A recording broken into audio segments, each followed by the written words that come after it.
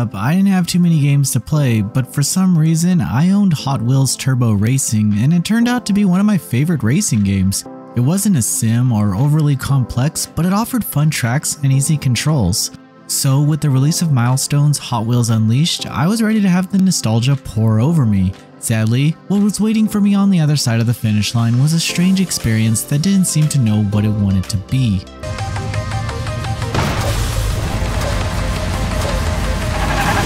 The main offering in Hot Wheels Unleashed is City Rumble. This game board style event has you choose your path through a town as you take on different races. It's like a mix-up of different modes, but most of the time you'll be taking on standard races that require you to come in first to proceed. Now, this was the first red flag, as the game's rewards are found in new cards and two different kinds of in-game currency, which are used to purchase new cars or upgrade existing ones. However, these stages don't offer enough rewards when completing a race, and most of the time, it seems like it's all or nothing. If you place on the bottom, well, you might get some coins, but you'll have to continue to do the race until you meet the requirements in order to continue. The next red flag was found in my very first race. I decided to play the game on medium difficulty. I hit the wall one time and was in 12th for the rest of the match. These AI opponents are nearly perfect, and it doesn't matter if they're a dinosaur or a muscle car, every single opponent will be grouped together for the entire race. I did my best to be perfect, make all drift turns without fail, use my boost and avoid obstacles, but nothing worked. I was ultimately forced to turn down the difficulty to easy, where I was first in the entire race and pulled ahead of the group with ease. This unbalanced design makes me question who the game is for, because with Turbo Racing at 10 years old, I wasn't questioning the game's difficulty, I was simply having fun. However, the rewards don't seem to change if you play on lower difficulty, so you could easily cheese through the game board portions, collect the rewards, and start obtaining new cars. Cars are obtained through exploration and blind boxes. The boxes can be rewards from completing new races, but they need to be opened from the main menu. Further, I could only open them one at a time, which was annoying when I had 5 to go through. You can also purchase them for 50 coins, but I never really needed to.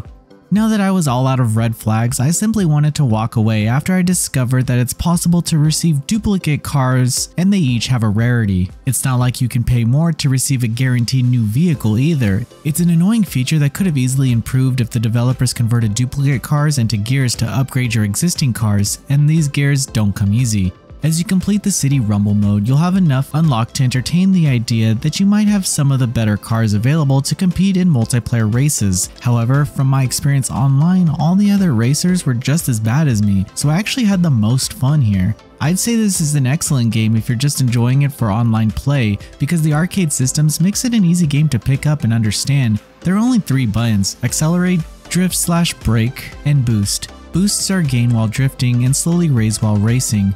Drifting can be extremely difficult to get the hang of though, and after playing for hours, I still don't think I've gotten the hang of it. Control and speed come down to the car you are using, which each have their own stats and boost style. It definitely differentiates them, but some cars are just so lacking that they aren't worth upgrading. I think the best part about this game is how each of the cars look. Yes, Hot Wheels Unleashed is a pretty game. The tracks are fun, sometimes confusing, but creative. There's a ton of them to unlock too, and there are some really nice lighting effects on the tracks.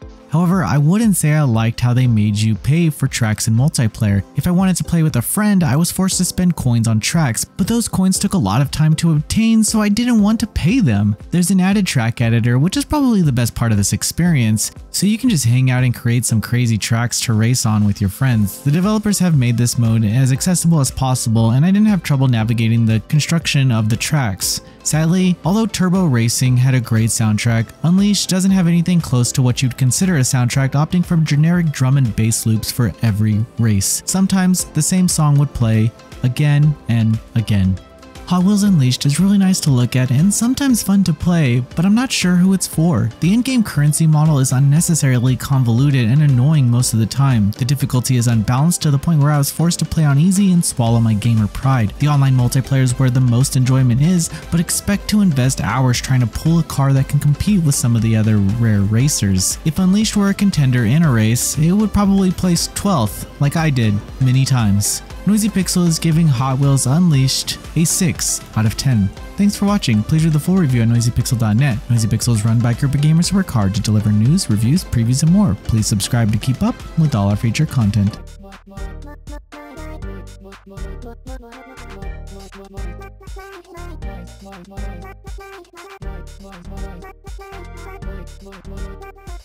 Noisy Pixel.